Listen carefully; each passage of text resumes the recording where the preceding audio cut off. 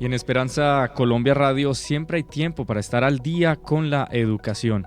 Y en este momento estamos conectados con la profesora Mónica Muñoz, coordinadora del Diplomado en Cuidados Paliativos, a quien le damos la bienvenida a nuestra cabina y a nuestro espacio. Profe, buenos días, inicie bien su día. Buenos días, Henry. Nos alegra tenerla con nosotros en este momento. Muchas gracias por invitarme a este espacio y por compartir conmigo también este momento para poder compartir con la comunidad. Así es, desde la Corporación Universitaria Adventista de Colombia se viene investigando acerca de los cuidados al paciente, de cómo llegar a tener una interacción más responsable, más integral con los pacientes. Y vamos a tocar un tema muy interesante, que es los cuidados paliativos. Y para todos, incluso para mí, nos gustaría saber, profe, ¿qué son los cuidados paliativos? Bueno, los cuidados paliativos podríamos llamarlos, como dice Cicely Saunders, los cuidados intensivos del confort, ¿sí? Estos cuidados no son eutanasia, como piensa mucha gente, ni son para las personas que necesariamente se van a morir, sino que estos cuidados lo que hacen es afirmar la vida. La palabra paliar es cubrir, poner un manto, hacer más soportable, hacer más llevadero.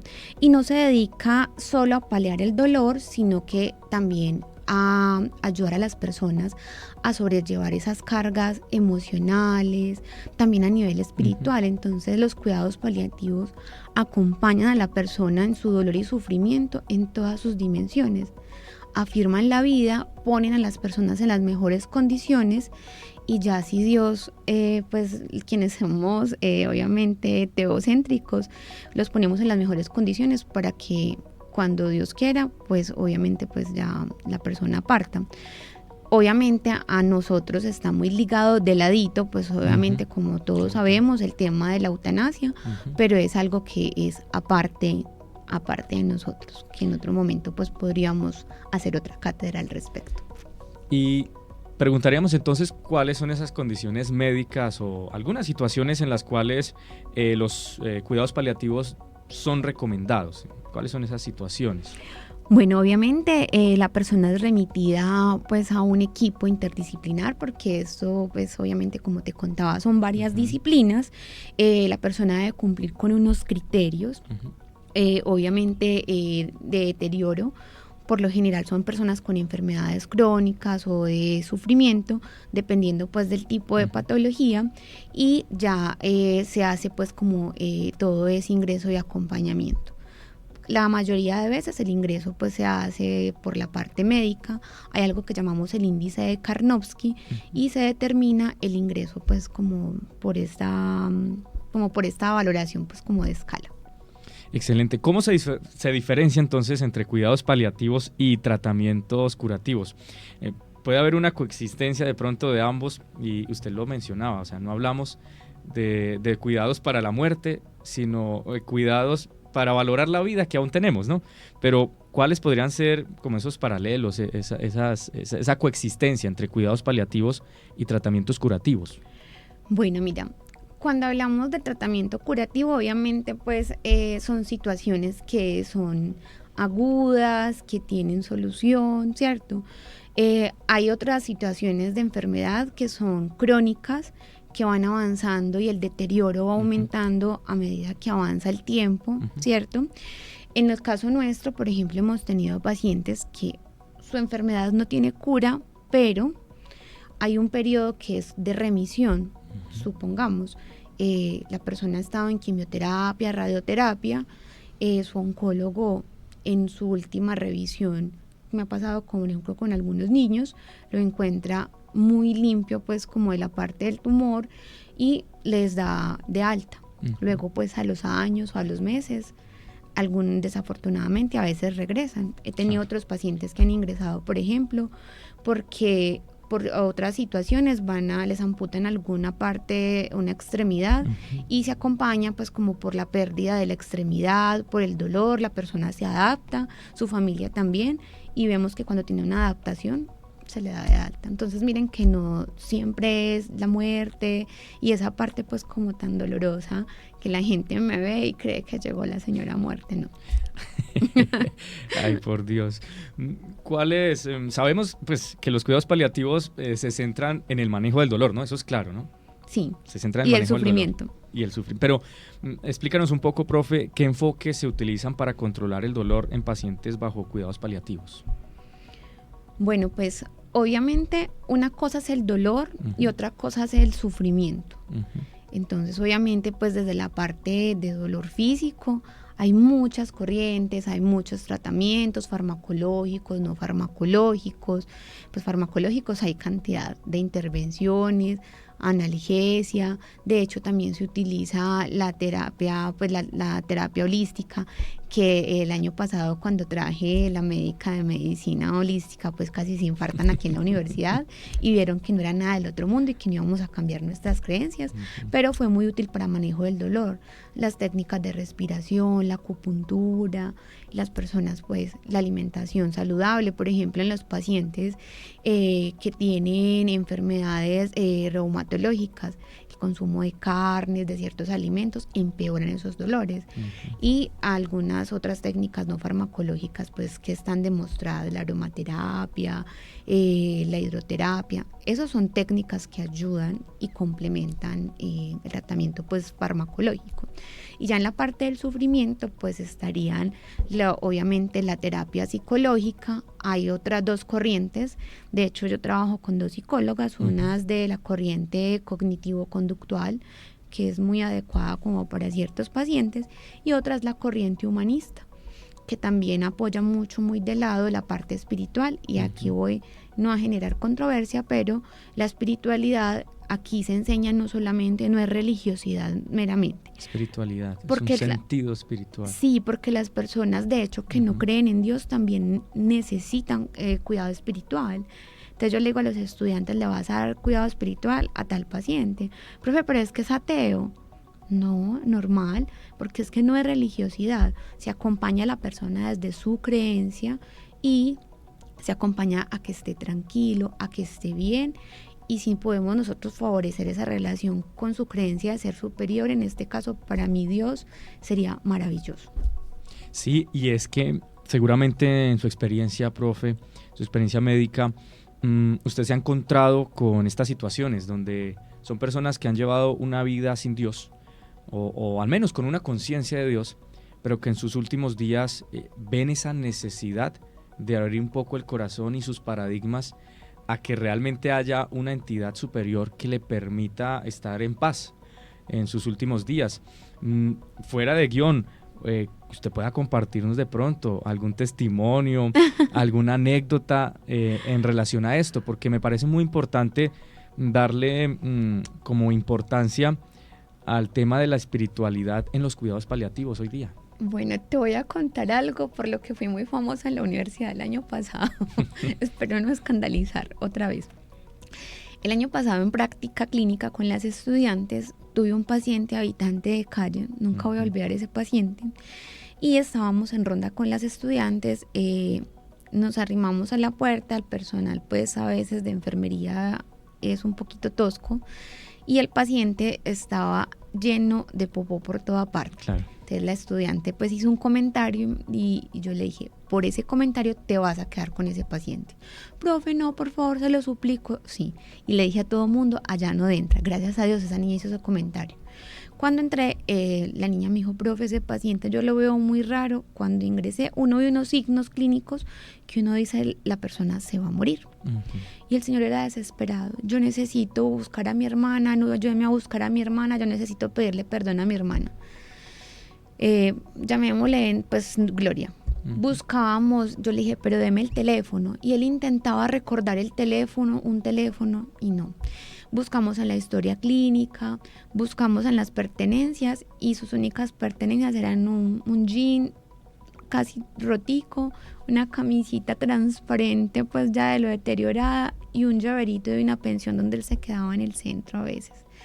Llamamos, no había ningún dato. Llegaron a las 4 o 5 de la tarde y ese hombre era desesperado, él se paraba, se sentaba, yo lo bañé, lo organicé. Yo tengo un voluntariado, entonces a veces de ahí pues la gente me da donaciones, lo bañé, lo afeité. Él estaba muy antojado de una Coca-Cola, yo me senté con él en la cama y lo abracé y yo le dije, no he podido conseguir el teléfono de Gloria, y me dijo, un padre, tampoco el padre. Entonces yo le dije a las niñas, profe, ¿qué hacemos? Y yo no soy capaz de irme así. Y le dije al personal del servicio, profe, es que no hay padre. Yo le dije, vea, no he podido conseguir el padre. Si quiere, yo miraba a Dios, yo le perdono los pecados. ¿En serio? Sí, pero yo se lo dije muy seria y de todo corazón y las niñas me miraban así. Y yo entonces me hacen el favor y vienen, lo toman de la mano, lo rodeamos. Como él era católico, mi abuelita era católica, ella siempre fue ministra de la comunión y unción de los enfermos, yo medio me acordaba. Y yo, Dios mío, yo ya no me sé esas oraciones. Lo ungí con alcohol glicerinado porque en la iglesia católica yo veía que hacían eso porque el paciente debe morir. Y él me contó que él había abusado de su hermana. O sea, él tenía eso en su corazón. Y bueno, yo le dije que Dios lo perdonaba, que gracias por abrirnos el corazón. Que él sintiera esa necesidad de perdón. Oramos a su estilo, a mí ya se me habían olvidado las oraciones, las niñas me ayudaron. Ya después al estilo pues como nuestro, él se fue, le regalé su Coca-Cola y las auxiliares me decían, él no se va a morir, ese señor está muy loco. Pues al otro día que volví, el señor falleció a la medianoche. Usted se imagina que yo me hubiera ido sin perdonarle los pecados. Entonces aquí el escándalo de las niñas era, la profe Mónica le perdonó los pecados a un habitante de calle. Yo por la noche tenía clase con los del diplomado y yo dije, los teólogos me van a ahorcar. Pero digamos que es interesante en el asunto de cómo se concibe lo que pasó. Pero si lo vemos de una manera mejor, es un hombre que entendió que había perdón para él y quizás murió perdonado.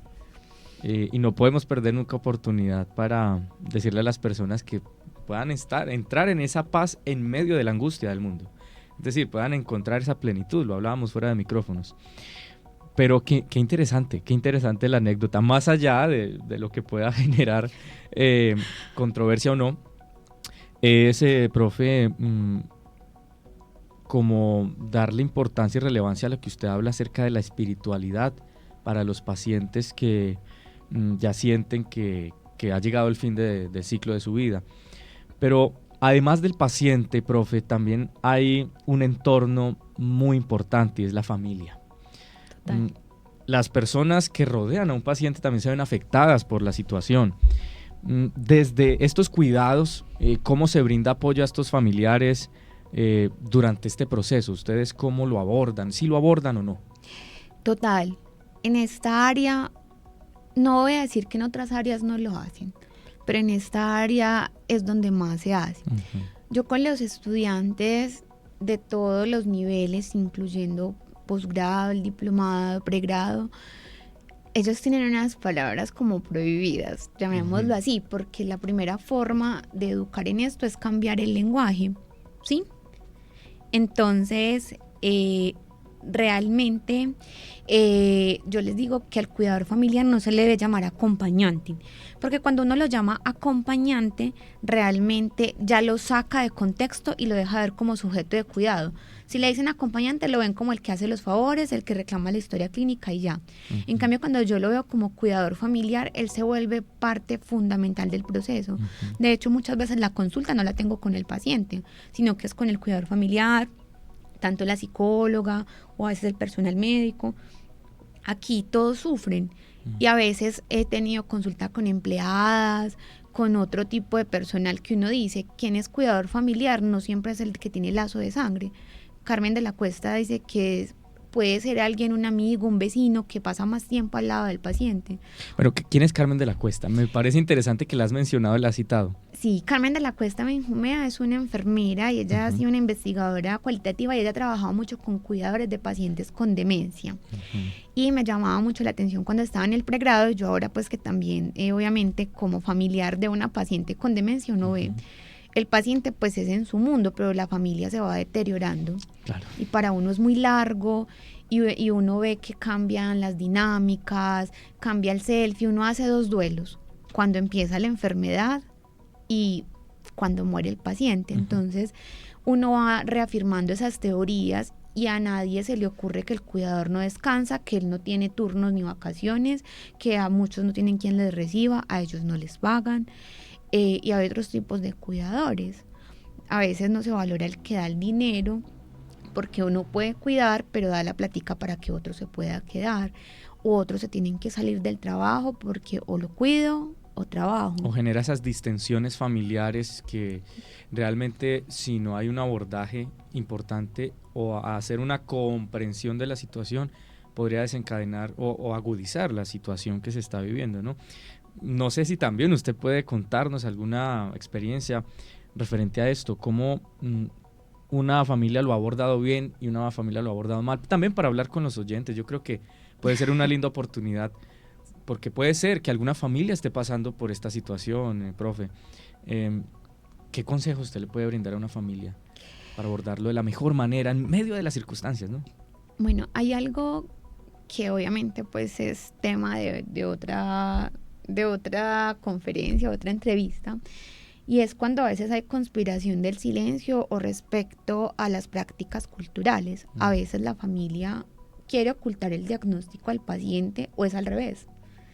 Entonces uno va a estar en consulta o va a pasarle ronda al paciente y la familia lo espera a uno con papelitos. Yo les mostraba a los estudiantes una foto de un papelito que me entregaron. Por favor, no digan nada delante de mi mamá. Ella sabe que tiene cáncer, pero no sabe que tiene metástasis. Entonces para uno es muy complejo porque obviamente aquí se busca que siempre que se diga la verdad y la idea es que se rompa ese cerco lo más pronto posible. Obviamente pues psicología es aquí fundamental, trabajo social, ¿cierto? Hay otros momentos, he tenido en el consultorio de hace muy poco, por ahí 4 meses, una familia de 10 hijos agarrada, peleando de 2 bandos, porque la paciente creía pues como en la medicina bioenergética. Uno de los hijos le empezó a pagar un tratamiento, la señora pues no pensó que ya tenía cáncer y cuando ya se lo diagnosticaron pues tenía ya las metástasis pues muy avanzadas. Entonces cuando los hijos llegaron me decían, yo soy del bando de fulano de tal que no es de la medicina holística. Y yo, ay Dios mío, y yo soy de los del otro que sí quiere la quimio. Y al indagar me di cuenta que el error no fue de la familia, fue nuestro. O sea, llegó, pues digo nuestro en términos de personal de salud, llegó a X institución de salud y el personal médico le dijo, pero es que eso no es medicina, ¿quién fue el bruto de eso? Claro, entonces eso fortaleció el otro grupo de hijos a atacar el otro grupo de hermanos. Qué cuidado hay que tener con lo que se dice. Yo he estudiado, yo te dije que yo soy cristiana, pero yo tengo mi mente muy abierta sin cambiar mis creencias. Y como he estudiado un poquito de cosas, por allá una de mis profesoras me había mostrado, yo no voy a dejar que ella vaya a la radioterapia. Y yo, Espíritu Santo, ¿yo qué hago para que haya algo que medie entre las dos cosas? La cultura y pues y la ciencia y la medicina pues normal. Entonces yo le empecé a explicar, yo le dije, hagamos una cosa, venga usted a la otra consulta, solo 2 de los hijos, y yo les explico desde las 2 corrientes, me traen todos, yo en la consulta he negociado hasta marihuana con los pacientes. Entonces llegaron a la consulta, me acordé que había una plaquita, existe una plaquita de cobre que utilizan desde la medicina bioenergética para aislar la radiación. Ellos tienen la creencia que hay personas alérgicas a radiación y que radiación pues es todo, todas estas cosas de celulares y todo. Y yo dije, yo sé que yo tengo por ahí eso. La llevé, les enseñé todos los cuidados de la quimioterapia, cuidados de la piel, como todo el proceso de cicatrización porque ya tenía unas quemaduras, y les dije, y cuando salga de la radioterapia le pones esta plaquita en el plexo no sé qué solar.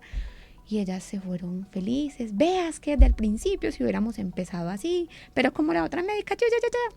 O sea, tenemos que ser muy respetuosos con la cultura del paciente. Hay cosas que uno no cree o no le parecen. Una paciente, otro caso fue que la paciente no se tomaba el tapentadol y la médica me llamó y me dijo, Moni, ayúdame a ver si la paciente se adhiera al tratamiento. Y ella es hermosa y me gustaría mucho que ella escuchara esto porque ella sabe que yo la quiero mucho. Y ella en consulta me dijo, jefe, la verdad es que yo no me tomo todo el tapentadol. Y me dijo el esposo de ella, nosotros usamos CBD y a veces marihuana. Yo en la vida me he metido un cigarrillo a la boca. Y yo, ¿cómo así? Me dijo, sí, yo hago vapeadas y caladas. Yo que iba a saber que era una vapeada y una calada.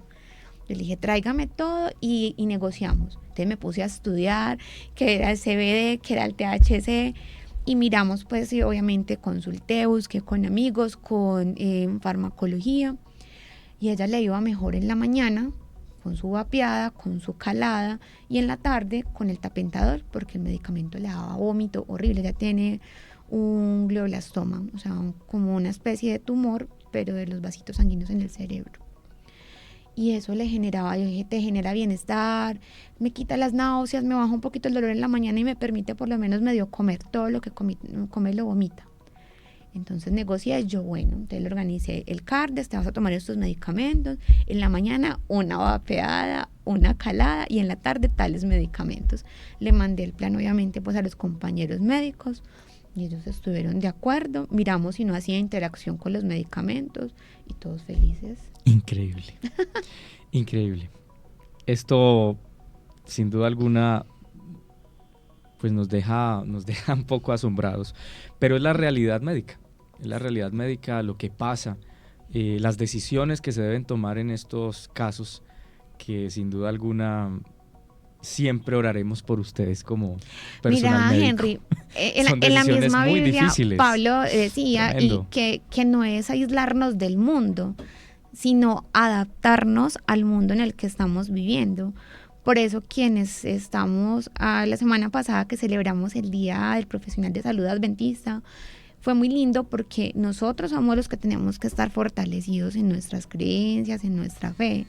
Entonces no debemos temerle a ese tipo de cosas y es estar adaptados a lo que hay actualmente en la sociedad. No nos podemos quedar atrás de lo que hay, increíble. Obviamente sin transgredir pues nuestras creencias. Pero es increíble, es conocer y es asombroso. Yo sé que muchos también aquí estarán aterrados de cómo hay que tomar decisiones. Y difíciles. Y cómo nosotros también, si tenemos médicos, si tenemos personal de salud en casa, orar por ellos, acompañarlos, porque se deben tomar decisiones a veces muy difíciles y todo en pro del cuidado, en la preservación de la vida.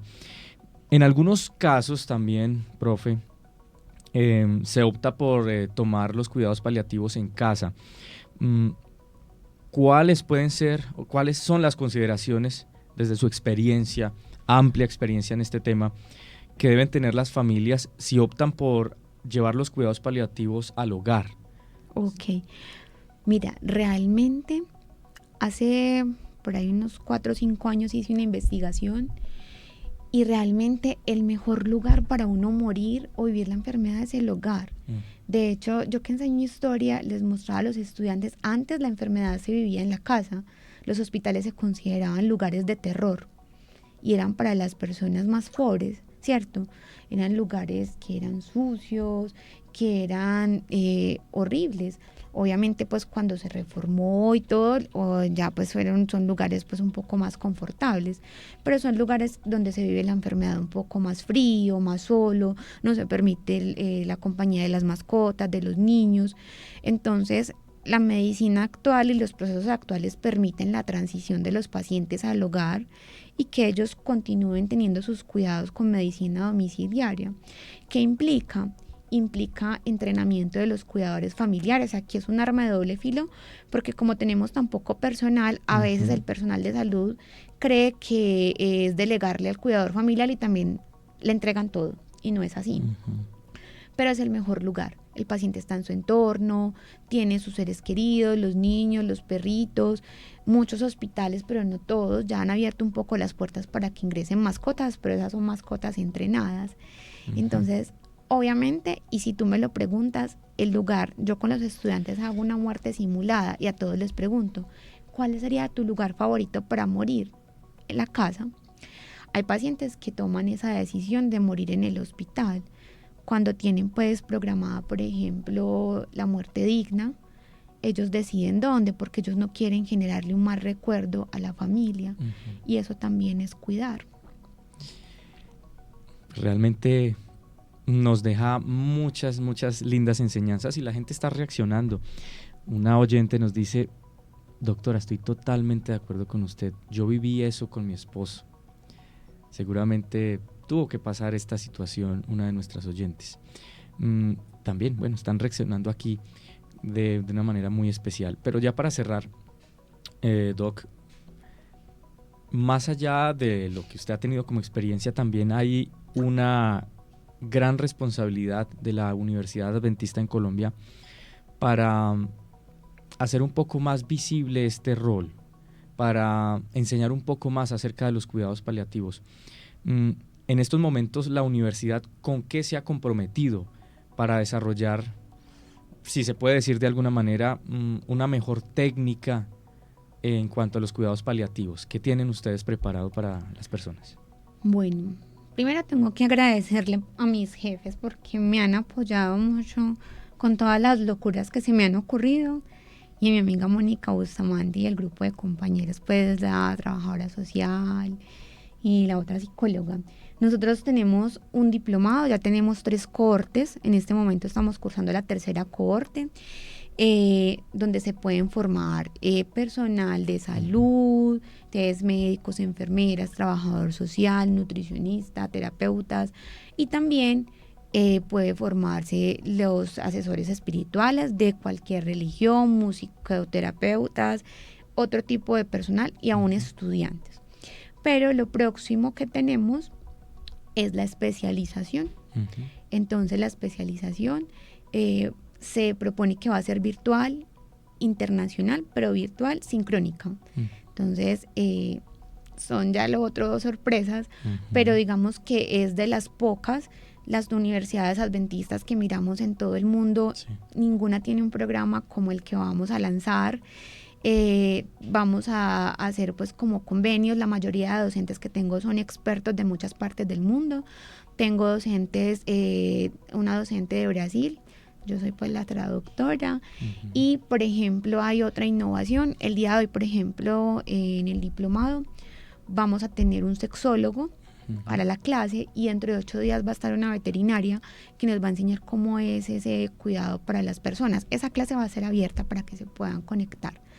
Así que bueno, muy atentos de las redes sociales de la Universidad Adventista de Colombia con este tema también tan interesante, tan importante. Agradecerle, profe, por estar con nosotros, por abrirnos un poco las luces acerca del cuidado de nuestros familiares. No sabemos en qué momento nos toque, si somos nosotros o es alguien cercano, y ser parte nosotros de darle un término lindo, casi que poético, al final de nuestros días, y con esa paz y esa plenitud de que en medio quizás de una situación difícil podamos encontrar la mejor manera de llevar al descanso a una persona.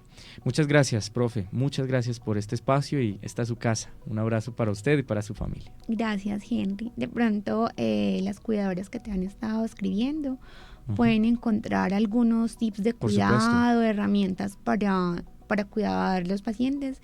Yo tengo un medio canal de YouTube que me han ayudado a hacer los estudiantes. Muy bien, vamos a ponerlo para que la gente lo pueda ver. Claro. Está con mi nombre, Mónica Joana Muñoz Cardona, no, ni siquiera me lo sé bien. Y en mi Instagram, que es Arte de Cuidar 09, pues a veces pongo también ahí cositas, como para que la idea de ese canal es precisamente para los pacientes y para los cuidadores, que ellos tengan ahí las herramientas y puedan descargar cuando quieran las cositas que a veces les enseño.